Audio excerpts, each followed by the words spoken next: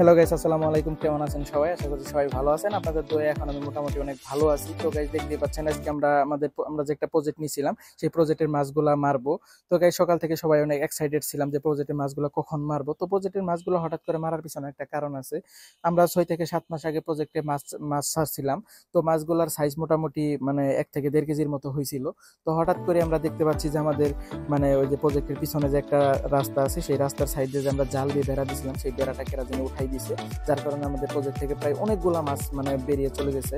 আমরা প্রায় খেয়াল করলাম প্রজেক্টের ওই পার থেকে যারা মাছ মারতেছে তারা অনেকগুলা করে মাছ মারতেছে। সেই মাছগুলা কোথা থেকে আসলো এটা আমরা দেখার পরে আমরা আমাদের সিদ্ধান্ত নিলাম আমাদের প্রজেক্টের ভিতরে যতগুলো মাছ আছে সবগুলো উঠিয়ে ফেলবো। তাই সকাল সকাল আর দেরি না করে সবাই মিলে জাল নিয়ে নেমে পড়লাম মাছ তোলার জন্য। তো গাইস, এই প্রজেক্টের পিছনে আমাদের দীর্ঘদিনের পরিশ্রম ছিল, অনেক টাকা ইনভেস্ট করছিলাম। শুধু এই মাছ চাষ না, এই প্রজেক্টের ভিতরে আমরা আরেকটা করছিলাম, সেটা হচ্ছে ছোট হাঁসের বাচ্চা কিনছিলাম। হয়তো মাছগুলোর সাথে সাথে হাঁসের বাচ্চাগুলো বড় হবে এবং ওই হাঁসের বাচ্চাগুলো বিক্রি করে আমরা ওইখান থেকে ভালো একটা প্রফিট পাবো। কিন্তু আমাদের পুরা স্বপ্নই থেকে গেল, কারণ কিছুদিন পর থেকে হাঁসের বাচ্চাগুলো মারা যাওয়া শুরু করে দিয়েছে। যার কারণে আমাদের হাঁসের বাচ্চাগুলো সম্পূর্ণ বিক্রি করে দিতে হয়েছে। এবং হাঁসের বাচ্চাগুলো রাখার জন্য যে আমরা একটা ঘর বানাইছিলাম, ঘরের ভিতরে ভালো একটা খরচ হয়েছে।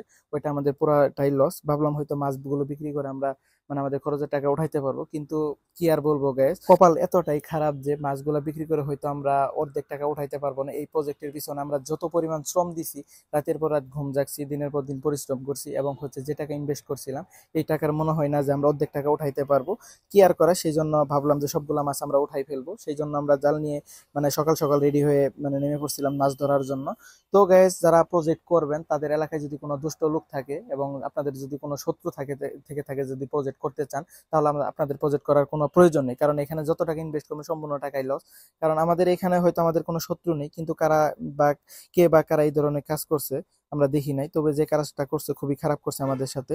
কারণ এখানে আমরা কি পরিমাণ ইনভেস্ট করছিলাম একমাত্র আমরাই জানি। কিন্তু সম্পূর্ণ টাকাটাই আমাদের চলে যাবে, কারণ এই মাছ বিক্রি করে হয়তো আমরা অর্ধেক টাকা উঠাইতে পারবো না। আমরা ভাবছিলাম হয়তো এই মাছগুলো বিক্রি করে আমরা অনেক লাভবান হব এবং প্রজেক্টটা অনেক বড় করব। তো গাইস, কিছু আর করার নাই। তবে আমি একটা কথা সবসময় বিশ্বাস করি, আল্লাহ যা করে ভালোর জন্যই করে। তো গাইস, সকালবেলা আমাদের একটা বিশাল বড় ভুল হয়ে গেছে। আজ যেহেতু আমরা মাছগুলাকে মারবো, তো বাইজিৎকে বলা হয় নাই যে আমরা আজকে মাছগুলাকে উঠিয়ে ফেলবো। বাইজিৎকে বলা হয়নি, সেই জন্য বাইজিৎ সকালবেলায় মাছগুলাকে এত পরিমাণ খাবার খাওয়াইছে, যার কারণে মাছগুলা খেয়ে পেট ভরে গেছে। এখন মাছগুলা আমরা যেখানে মূলত জালটা দিয়ে টান দিব, সেখানে মাছগুলা নেই। মাছগুলা চলে গেছে যেখানে আমাদের বড় একটা আরেকটা এটার প্রজেক্টের ভিতরে একটা পুকুর আছে, ওই পুকুরের ভিতরে মাছগুলা চলে গেছে। আর ওইখানে দুনিয়া ডালপালা দিয়ে ভরা, যার কারণে ওইখানে জাল টানলেও মাছ আসবে না। তো আমরা জাল টানার সময় বুঝতে পারলাম হয়তো আমাদের এখানে বেশি মাছ উঠে নাই।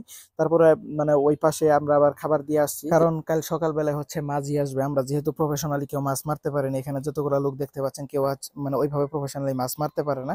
কাল ভোর সকালে মাঝি আসবে। মাঝি আসার পরে আমাদের এই প্রজেক্টের ভিতরে যতগুলা মাছ আছে সবগুলা মাছ আমরা সারাদিন সময় নিয়ে ধরে ফেলবো। কারণ আর কাউকে বিশ্বাস নেই, কারণ আজ যেহেতু আমাদের ওই পাশে জালটা উঠানো ছিল, কাল যে উঠাবে না এর কোনো বিশ্বাস নেই। যার কারণে আমরা সবগুলো মাছ একবারে মেরে ফেলবো।